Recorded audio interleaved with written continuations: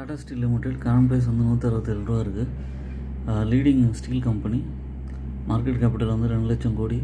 Return on equity வந்து 6.55% இருக்குது. Dividend இல்லை 2.16% கொடுக்குறாங்க. இது வந்து பார்த்திங்கன்னா ஒரு நவம்பர் 2023 அப்புறம் 119 ரூபா இருந்தது. கன்சிஸ்டண்ட்டாக ஏறி 180 போயிட்டு அதுக்கப்புறம் ஒரு நல்ல கரெக்ஷன் கொடுத்து 149 ரூபா வந்துட்டு மறுபடியும் ஏற ஆரம்பிச்சிருக்கு. இது கண்டிப்பாக வந்து பழைய ஹையான 182 ருபீஸ் போகிறதுக்கான வாய்ப்பு இருக்குது. ஆனால் இந்த மாதிரியான ஸ்டாக்லாம் வந்து ரொம்ப பொறுமை வேணும். ஏன்னா இது வந்து ஸ்லோவாக தான் ஏறும். அதுக்கு ரெடியாக இருந்தால் இதை வந்து கன்சிடர் பண்ணலாம். கொஞ்சம் கொஞ்சமாக குவான்டிட்டிஸ் வாங்கி அக்யூமுலேட் பண்ணலாம். இதோட சேல்ஸ் வந்து பார்த்திங்கன்னா கன்சிஸ்டண்ட்டாக 53,000 கோடி இருக்குது. ஆப்ரேட்டிங் ப்ராஃபிட் வந்து ஒரு நல்லா குறைஞ்சிருக்கு. பட் வந்து என்னென்னா ஒரு சேஃபான பெட்டு கூட. ஓன் அனாலிசிஸ் பண்ணிட்டு கன்சிடர் பண்ணலாம். என்னோடய சேனலை சப்ஸ்கிரைப் பண்ணுங்கள்.